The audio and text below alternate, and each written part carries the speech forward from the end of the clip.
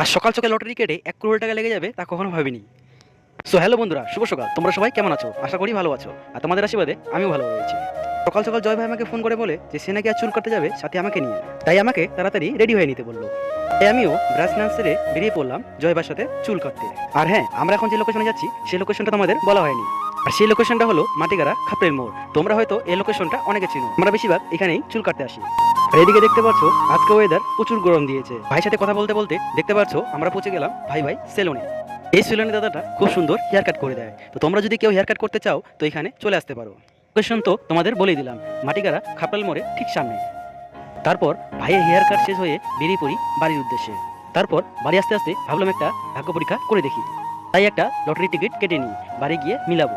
তো তারপর লটারি রেজাল্টের কি হলো? তার আগে বন্ধুরা, চ্যানেলে নতুন হয়ে থাকলে অবশ্যই চ্যানেলটি লাইক সাবস্ক্রাইব করে পাশে থেকো। এইদিকে বাড়ি এসে লটারির রেজাল্ট মিলাই দেখি লটারির মিডিলে খেলেনি। সত্যি বন্ধুরা, মন খারাপ হয়ে গেল। কিন্তু মন খারাপ হয়ে থেকে কি হবে? যদি তোমরা কমেন্ট করো তাহলে আমি আরেকবার লটারি টিকিট কেটে ভাগ্য পরীক্ষা করবো। তো বন্ধুরা, আজকের জন্য ভিডিওটি এই পর্যন্তই। দেখা হচ্ছে নেক্সট কোনো একটি ব্লগে। ততক্ষণ যেন ভালো থেকো, সুস্থ থেকো, বাই।